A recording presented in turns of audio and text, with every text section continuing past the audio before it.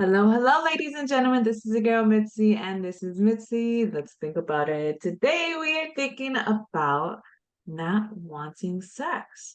That's something that it comes across our minds, but we never really talk about this with other people because it's taboo to talk about sex, and then it's just taboo to talk about not wanting to have sex or to have sex. I mean, goodness, it's just an overall taboo. So, luckily for me, I have Courtney here as a special guest to truly help us think about this in another perspective. So, thank you so much, Courtney, for joining and coming on my show. I appreciate it. How are you today?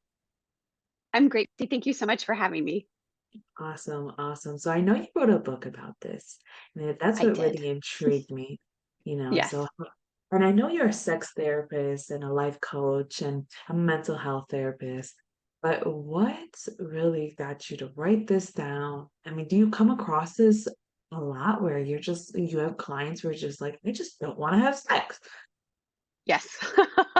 The short answer is yes, absolutely. I work, I've been in this field for over 15 years, and I cannot tell you how many women have come up to me or sat in my office or sat across the screen from me and said, I just don't want sex. Like, I'm not interested in it. I could go the rest of my life without it. I'm only here because my husband thinks there's something wrong with me. I feel like I'm broken. So those sentiments have just permeated so much of my professional work that that's really what led me to write the book. Yeah, I can understand that. And I think that's nice to know that there are other women out there that just don't want to have sex. I mean, have you come across men that don't want to have sex as well? Yeah, I would say that it's something that's typically not as common. And it's not, um, there's a variety of reasons for this, but it's definitely more in my experience where in heterosexual relationships where the female is the one who is less interested in sex. There are couples that I've worked with where the male has been the lower desire partner, but predominantly it's been the woman who is really not interested. Okay, well, that makes sense. That makes sense. Our hormones, after we go through certain things, we're just not in the mood. Like, no, just don't even touch me. Don't even look my way. Sometimes it just be like that with me and my husband as well. So I'm very excited to have you on my show because let's be Yes, honest, thanks.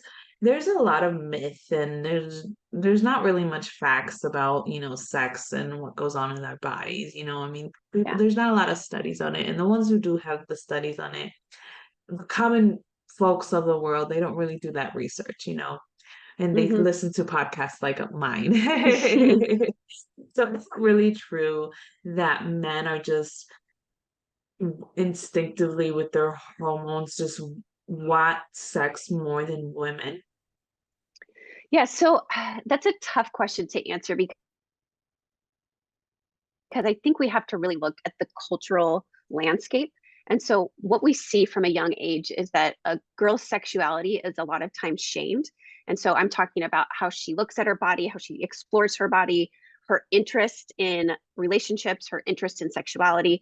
Those are oftentimes shamed, or, the message of like, you're, a slut if you're interested in those things. Whereas with boys, it's much more like, oh, he was touching his penis again, or like just like making jokes. And then by the time they hit adolescence, it's much more expected that like, oh well, he's a boy, like they're just always thinking about sex. Whereas with girls, it's just assumed that we just never think about sex because we're not sexual beings apparently. So when you receive those messages, right, both as boys and girls, then it's hard to really differentiate if those are actually ingrained, like this idea that men want sex more than women do.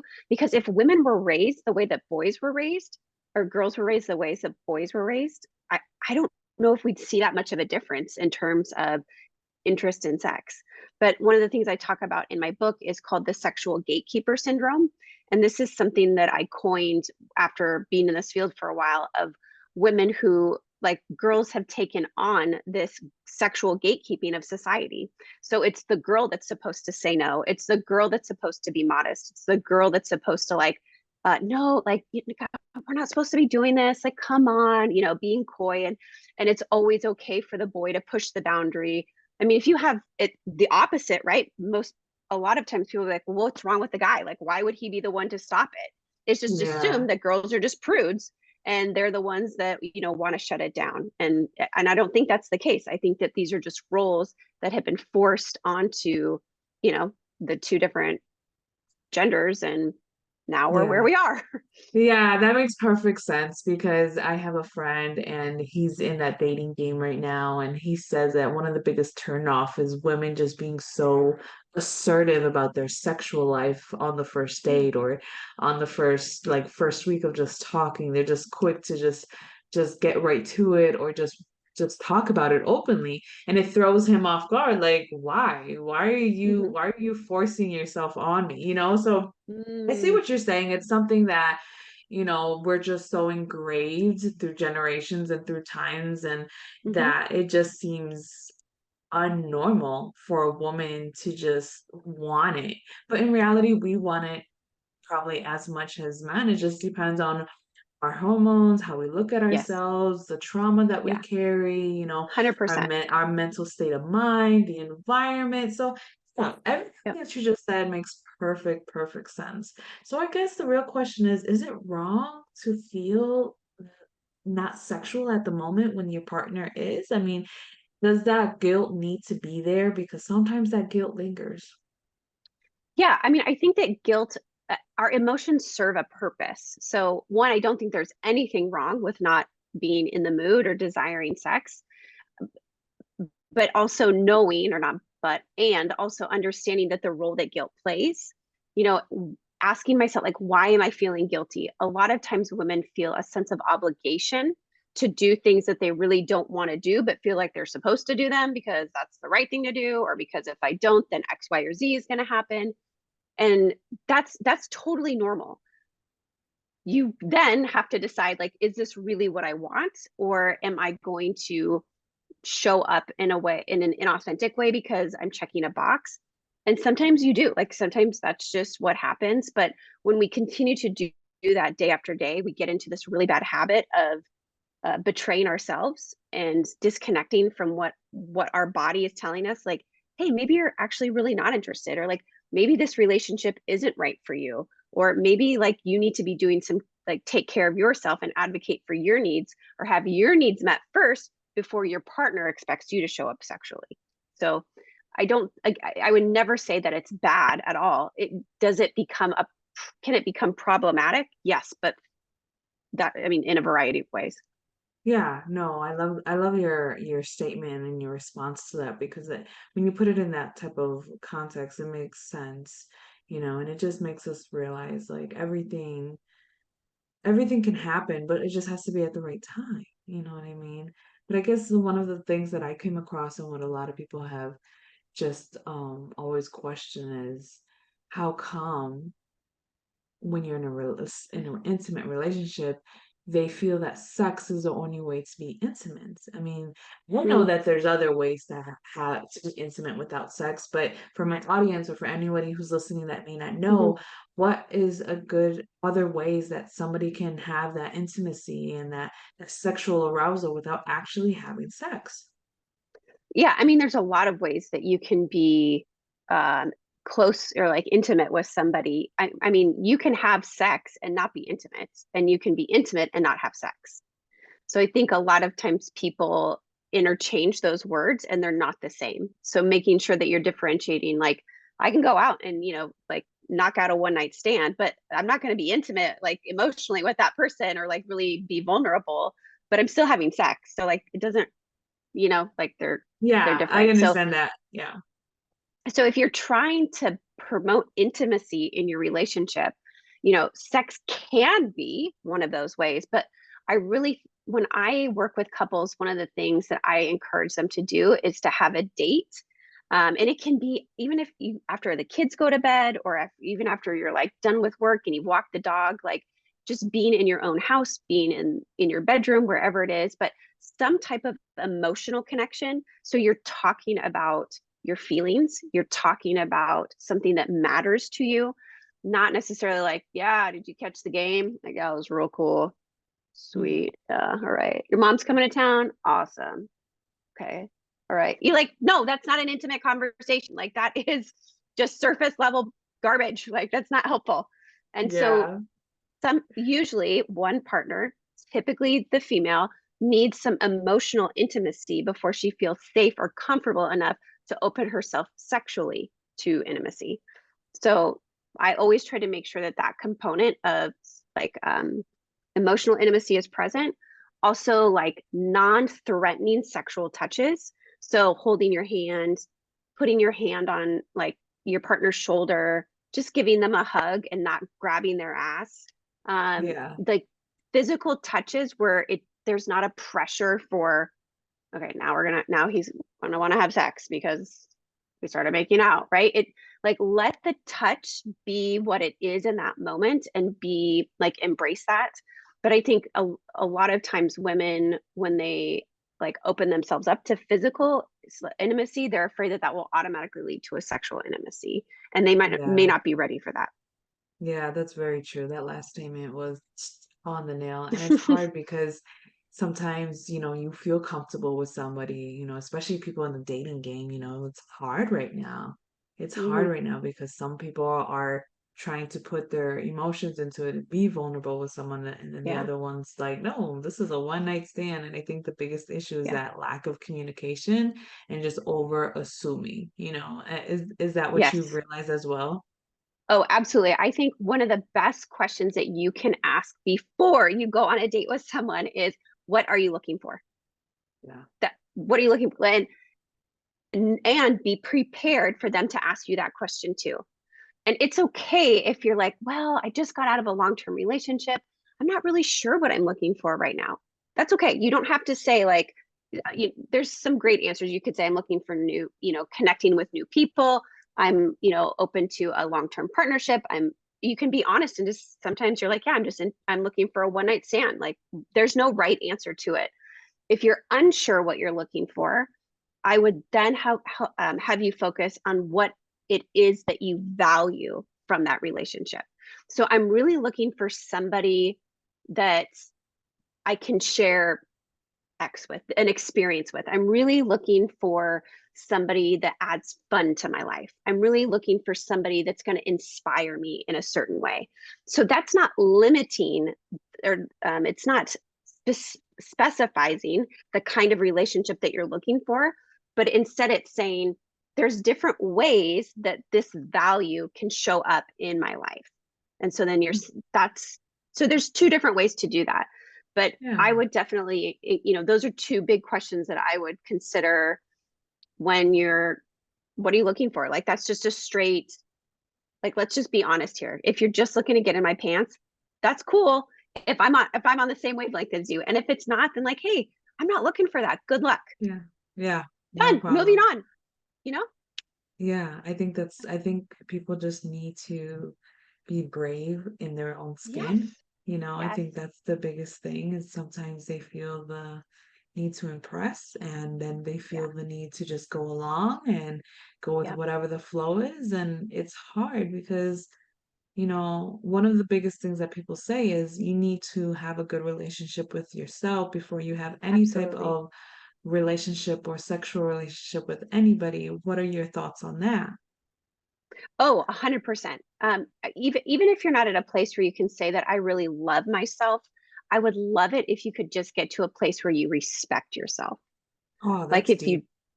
if you Yeah. just if you just recognize like, you know what? Like I I'm not going to tolerate like men that are, somebody that's not going to like call me back or communicate, or I'm not going to tolerate somebody who like just ghosts me. I'm not going to tolerate, because I respect myself too much and I value what I have to offer.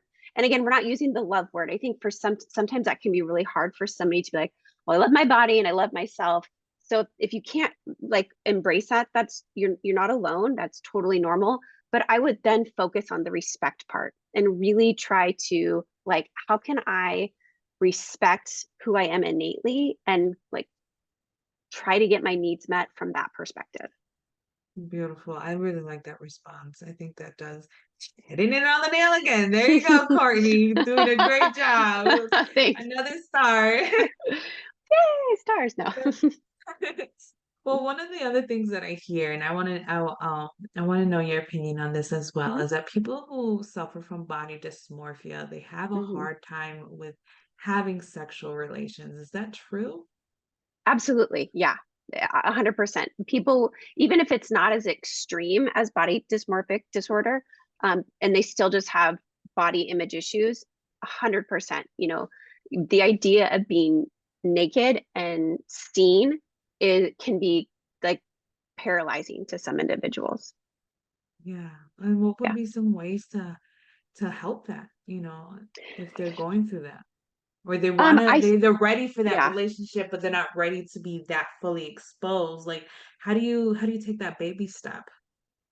I think just being honest with the situation. A lot of times we like to hide these parts of us that we're like, okay, if I just make like don't take off my clothes, I'll just keep my shirt on, I'll just do this. That is absolutely okay. Like never have sex in a situation where you don't feel fully present and you don't feel fully comfortable. And so I think sharing with your partner, like, hey, this may sound really weird, but I'm just like not at a place right now where I feel really comfortable with having sex with the lights on. And you don't even have to say why. You can just say, I just prefer that we have sex with the lights off. Or I would prefer to keep my shirt on when we have sex. Or whatever the situation is that you feel the most comfortable in.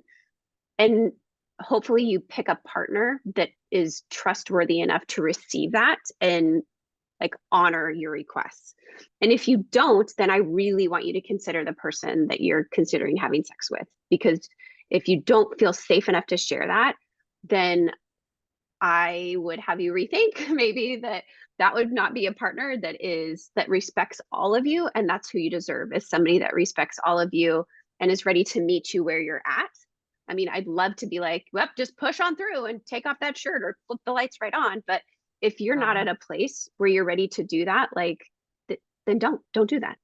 yeah, perfect. I love your Yeah, responses. I think yeah. you did nothing has been said that was wrong. I think it's been awesome. I really I Oh, really hope thanks. somebody in the audience is able to think about their sex life in a different perspective because we all Yeah, have a sexual relationship with someone. We just have to respect ourselves, especially when you yeah, said you have to respect yourself. I thought that was like, wow, that is a big difference yeah, compared to all the other ways of what people say that you need to be before you actually be in a relationship.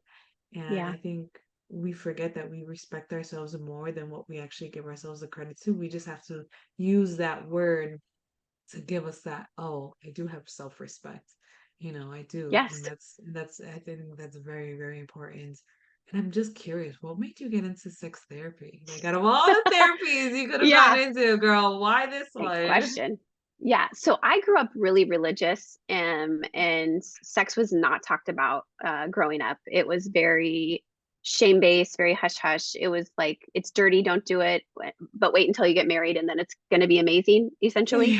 Yeah. Which just kind of seems odd, like a very contradictory statement. But Yep. and so then Mhm. as I got older and then went to college, I realized just how harmful the messaging had been to me and to so many of my friends. And I wanted to do something about it. And so then I told my parents, I don't want to be a lawyer. I want to study sexuality.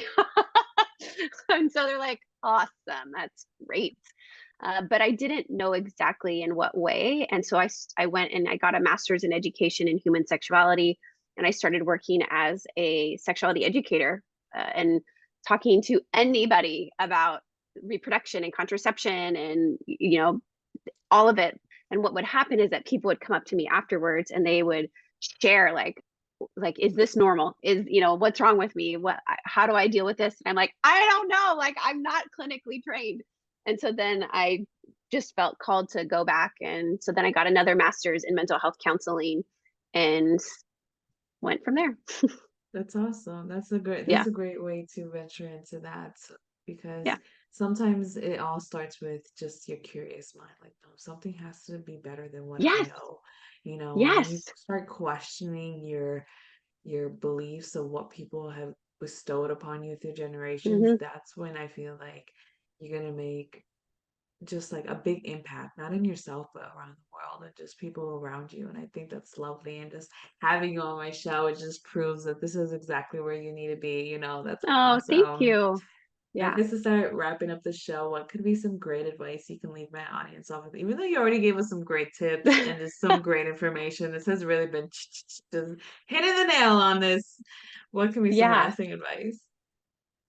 So one of the things that I really try to emphasize when I talk about this is the importance of prioritizing pleasure. And that is one thing that I see, especially women, especially moms, do not do a great job of.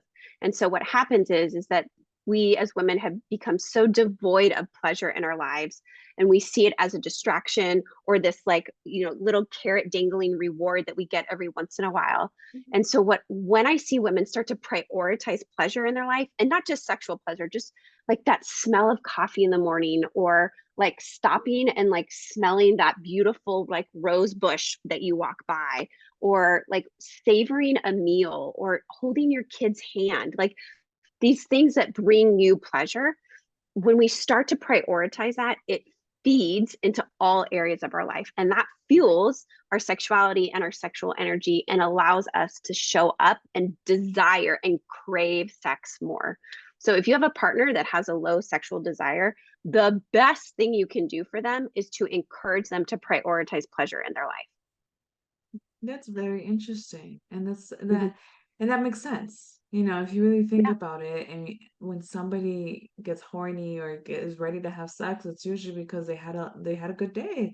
Everything was Yes. fine, and they're not stressed, they're ready Exactly. for it. But when you're stressed and overwhelmed and Yep. discouraged, I mean, nobody wants to be touched. Like, no, don't even no. I No, it's totally true. understand. Yes, that Yeah, makes it's a perfect sense. biological reaction. Like when you're in a stress state, your body shuts down your reproductive system because it's in survival mode, and reproduction is not a survival necessity. So yeah, absolutely. I would encourage people to prioritize pleasure, because I believe that a pleasured woman is a powerful woman, and powerful women can change the Yes, I know. I seen that on your website. I was like, "Oh, world. this girl is awesome. I can't wait to speak to her," because I was looking through your Yeah. website and I just seen that how you had that right there as soon as you Yes. opened it up, and I was just like, this is what people need to see. This is what Yeah. people need to think about because there are so many people who are hurting, and it's because of Yeah. that sexuality that they haven't Yeah. figured out. So if anybody in my audience that is just at this step in their life where just I don't want to have sex, or I just don't have anybody in my circle that I feel comfortable talking with, well, hit up Courtney. I have her Yes. direct link Yeah. on my website with her beautiful photo. Just click on it, and I'm pretty sure you're not going to be disappointed. She has really great content and access to her book. Duh. I mean, if anything, start off there. Just Yes. saying, hint, hint. Alrighty, y'all. That's it. That's the show. Always, always keep thinking, y'all. Bye.